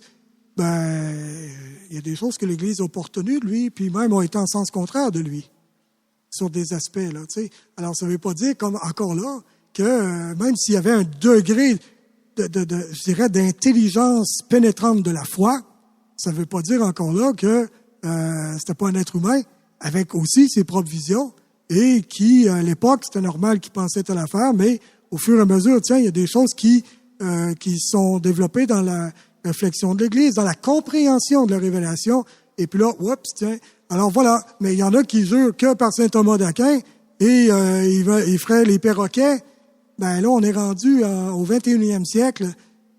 Thomas d'Aquin, oui, super, mais il n'y a pas que Thomas d'Aquin. Et c'est une manière de faire théologie avec ce qu'on appelle un peu la dialectique. En tout cas, il y a une méthode intellectuelle là-dedans. C'est pas pour tout le monde. Alors, voilà. Et pour conclure sur ce que tu dis, tout le monde est appelé à la mission et tout le monde est capable d'être évangélisateur parce que la première forme d'évangélisation, c'est le témoignage. Tout le monde est capable de témoigner en parole, en acte, etc. Être témoin du Seigneur. Oui. Je pense que c'est important de le dire. Il y a quelque chose qui est tellement difficile parce qu'on est vraiment dans l'ordre, effectivement, d'une dynamique un peu d'endoctrinement sectaire, de gourou, de fascination, tout ça. Donc, effectivement, pour que l'emprise puisse être dégagée, parce que c'est pas juste des fois une question de raisonnement, il y a vraiment une emprise spirituelle aussi. Tout à fait juste de mettre Marie de la partie, elle qui intercède pour le salut de l'être humain, et justement de la mettre sur l'affaire. Hein. Elle peut prier, puis prier, puis prier. Bon, alors, compris aussi, mais effectivement, et de lui demander d'écraser la tête du serpent qui prend ici la forme d'un séducteur.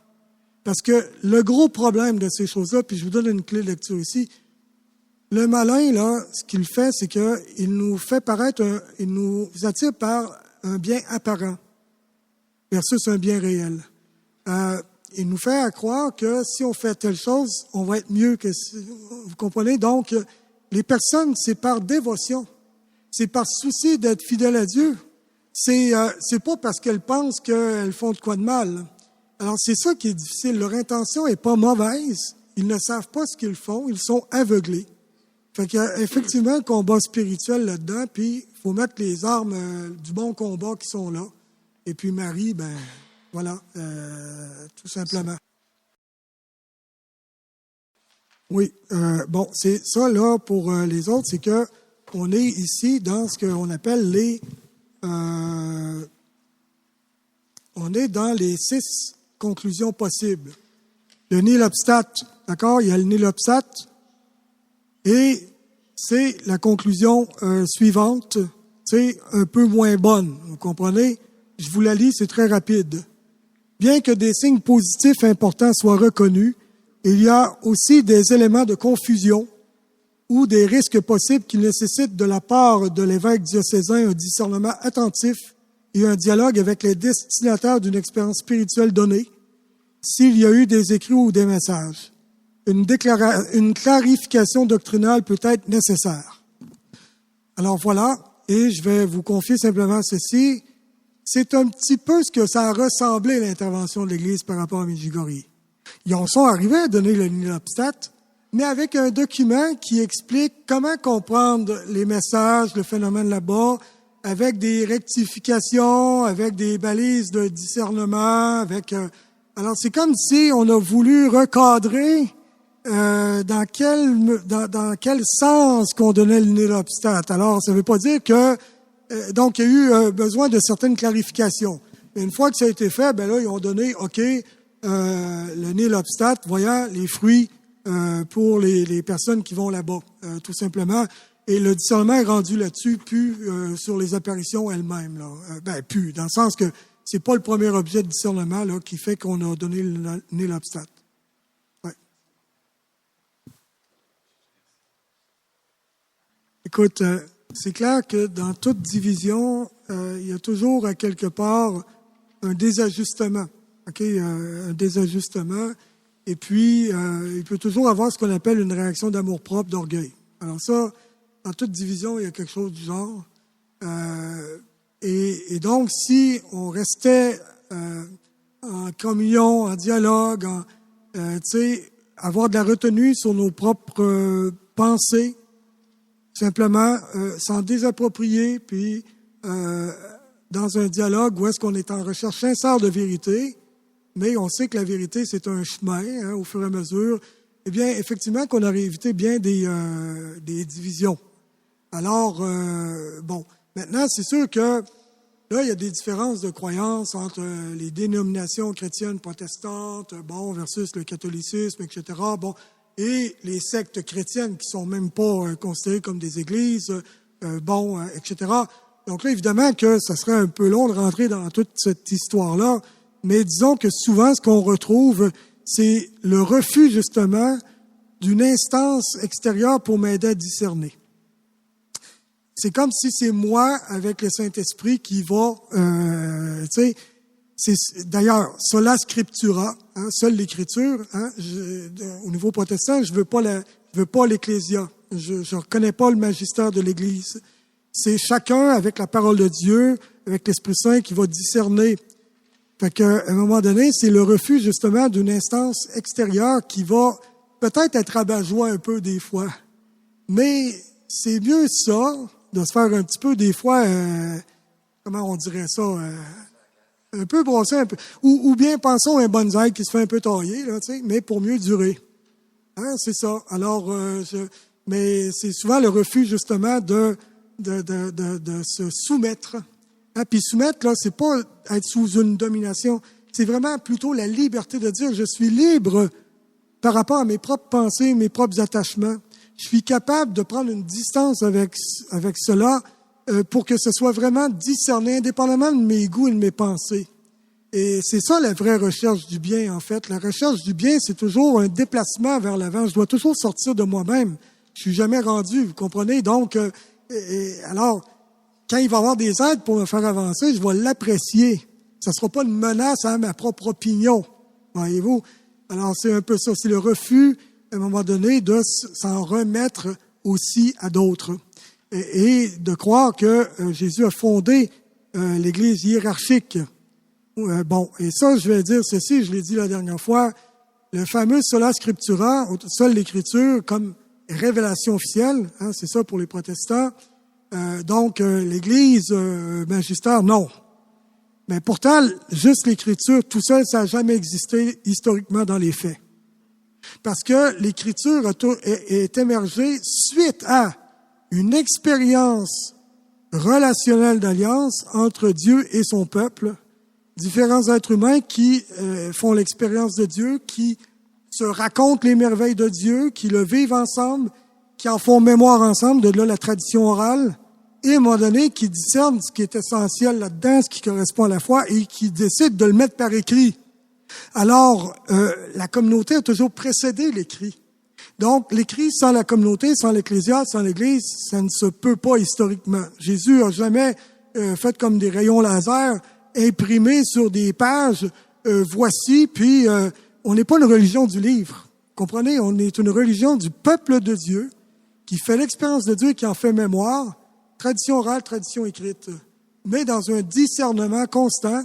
Et là, les apôtres ont eu la grâce du discernement, comme on dit les anciens, la foi d'Israël, etc., qui voulaient préserver, les commandements, puis faire attention, justement, au culte idolâtrique, à ce qui correspondait pas à révélation, blabla, et au fur et à mesure, alors, ça répond, voilà. Maintenant, ce qui fait que des gens, des fois, vont à différents endroits, on vit un catholicisme mou au Québec. Je veux pas dire qu'il faut devenir des combattants. Là, il y a une mentalité de jeunes, il y a des jeunes des fois qui émergent et découvrent le Seigneur, puis là, tu vois, là, ils ont un esprit combattant et puis patriotique, puis là, l'indépendance, puis on va le catholicisme, le Québec va redevenir catholique, puis bon. Là, ça, c'est un fighting, c'est une logique de combat, de conquête. La foi se propose, elle ne s'impose pas. Alors, attention, l'approche, qu'elle soit plus d'humilité. Mais, est-ce qu'on est capable de dire quelle est la proposition claire comme chrétien? Est-ce qu'on est fier de notre foi? Même quand c'est pas populaire? Ben voilà. Quand je dis un catholicisme mou, c'est que des fois, on a voulu acheter la paix avec la Révolution tranquille et tout ça, les réactions très affectives de gens qui ont connu des fois une religion soit oppressive ou des fois une religion juste irritée, culturelle, familiale, non choisie personnellement. Hein, la rencontre du Seigneur, des fois, n'est pas là. Et là, les gens ont comme vu, comme si c'était un empêchement de liberté, d'autonomie. Alors, ils ont voulu s'affranchir comme des ados. On a fait une crise d'ados au Québec, en fait, en se coupant de toutes les figures d'autorité pour se redéfinir nous-mêmes. Alors, voilà. Et qui fait qu'à ce moment-là, on n'a pas voulu mettre le feu aux poudres. Mais à un moment donné, les jeunes générations ont besoin de propositions claires. Sinon, ils vont se tourner vers ceux qui sont capables d'en faire. Alors, je ne sais pas si ça répond un peu, là. Et juste avant aussi, une dernière chose là-dessus. Puisque la religion chrétienne n'est pas d'abord, je dirais, un ensemble de doctrines qu'on propose, mais une personne à rencontrer, et qu'il y a un enjeu spirituel là, il faut préparer la mission par la prière, toujours, pour que ce soit l'œuvre de la grâce qui se fasse et non pas seulement notre œuvre humaine, parce qu'on peut convertir plein de gens à des religions. Mais pour découvrir que c'est le chemin, la vérité et la vie, il y a là quelque chose qui doit naître dans la personne, qui est le don de la foi. Ça peut être par une rencontre plus ou moins consciente, plus ou moins frappante. Il faut qu'il y ait une relation. S'il n'y a pas de relation, si ça ne change rien dans la vie, pourquoi j'adhérerais à telle doctrine plutôt que telle autre? Telle religion plutôt que telle autre. Voilà. Alors, il faut que je découvre que ça soit vrai. J'en fasse l'expérience. On appelle ça un savoir d'expérience. Et la mystique, en fait, c'est ça. C'est un savoir d'expérience. Voilà. Alors, oui. Vous êtes bon. Là, ce que je proposerais, Dieu est tout puissant. En un instant, il peut faire toutes choses nouvelles. Est-ce qu'on a beaucoup de temps alors qu'il est ici? Non. Si on fait une courte prière pour le couple en question, plus qu'un couple, un groupe, en tout cas différents couples, on pourrait... Donc, ce qu'on va faire pour inclure ce que tu as dit, les gens que tu as parlé et ta préoccupation, mais pour inclure c'est ça, inclure les gens qu'on connaît aux prises avec des difficultés avec les révélations privées, puis que ça amène des difficultés.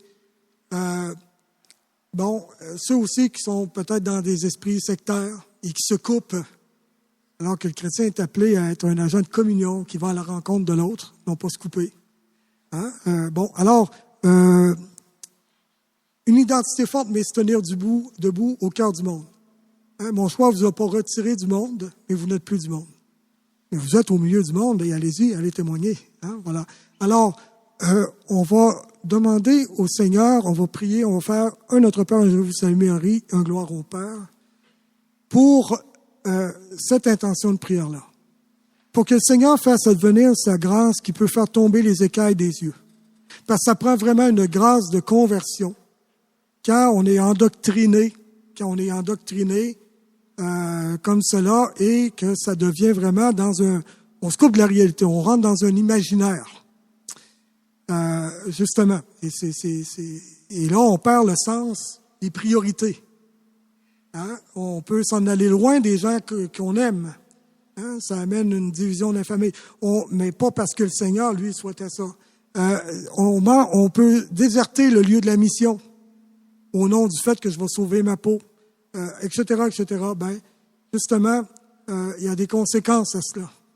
Alors, on va prier pour ces personnes-là que l'illusion du retour du Christ, en particulier, ne les détourne pas du petit quotidien bien humble dans lequel on est appelé à se préparer à chaque jour à la rencontre ultime avec le Seigneur qui va arriver à coup sûr à la fin de notre vie, qui peut arriver n'importe quand. Alors, on va faire une prière pour cela. Et on croit ensemble que notre cœur qui désire communie au désir de Dieu pour ces personnes. À Dieu d'agir.